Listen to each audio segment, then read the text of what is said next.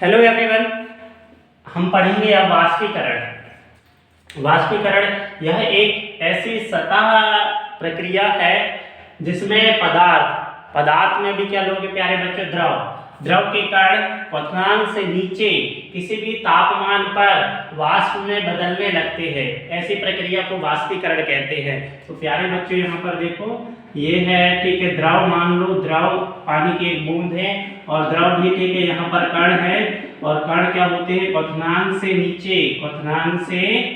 नीचे किसी भी तापमान पर ठीक है, ये क्या करते हैं प्यारे बच्चों, वाष्प में बदल जाते हैं। वाष्प ऐसा करेंगे तो यहाँ वाष्प ठीक है जम जाएगा, तो वाष्प में बदल जाते हैं, तो जिसे ही क्या कहते हैं, वाष्पीकरण कहते हैं। तो यह एक ऐसी सतह प्रक्रिया है जिसमें जिसमें द्रव के कण क्वथनांक से नीचे किसी भी तापमान पर वाष्प में बदलने लगते हैं। ऐसी प्रक्रिया को वाष्पीकरण कहते हैं। अब प्यारे बच्चों ठीक है, यहाँ पर पूछ लेता है वाष्पीकरण को प्रभावित करने वाले कारक बताइए। तो वाष्पीकरण को प्रभावित करने वाले कारक ठीक है निम्नलिखित हैं।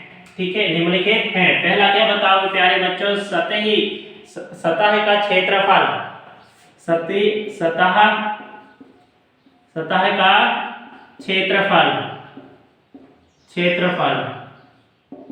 ठीक है प्यारे बच्चों, सतह का थोड़ा सा सतह रहेगा तो वाष्पीकरण कम होगा, लेकिन वह ठीक है बढ़ जाएगा, सतह फैल जाएगा, ज्यादा सतह रहेगा तो वाष्पीकरण जल्दी भागेगा। जैसे कि आप एक थाली में खाना लिए, छोटा सा थाली रहा तो वहाँ खाना लिए तो जल्दी ठंडा नहीं होगा, लेकिन आप चौड़ा थाली ले लिए और उसमें पूरा फैला दिए खाने को तो जल्दी ठंडा हो जाएगा। तो वही है सतह का क्षेत्रफल। तो क्या बताओगे प्यारे बच्चों, सतह का क्षेत्रफल में सतह का क्षेत्रफल बढ़ा देने पर, सतह का क्षेत्रफल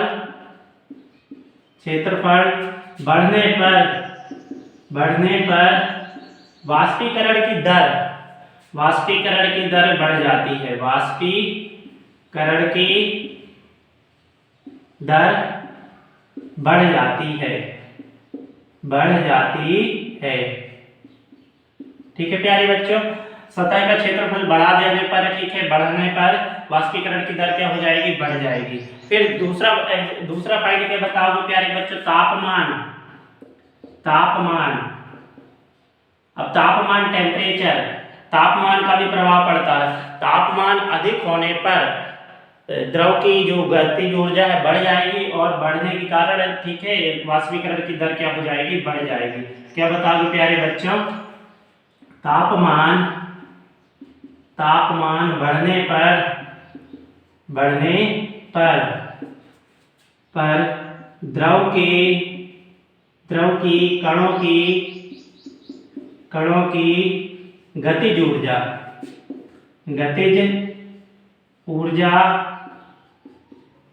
बढ़ जाती है।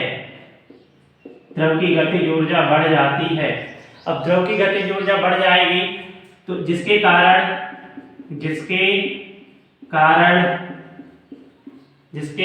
क्या बताओगे प्यारे बच्चों, वाष्पीकरण की दर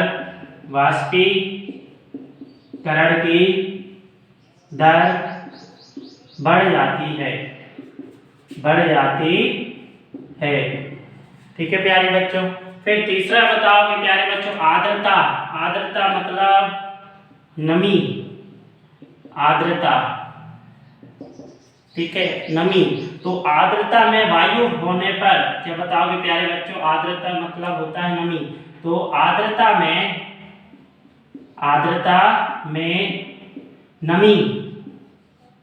नमी आर्द्रता में नमी की जगह हम वायु करते हैं। वायु होने पर वाष्पीकरण की दर बढ़ जाती है। वाष्पीकरण की दर बढ़ जाती है। ठीक है प्यारे बच्चों। फिर अगला है वायु की गति।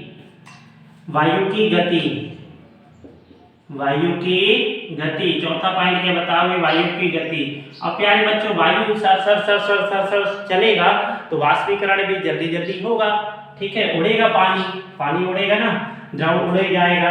क्या बताओगे, वायु की गति अधिक होने पर, वायु की गति अधिक होने पर या तीव्र होने पर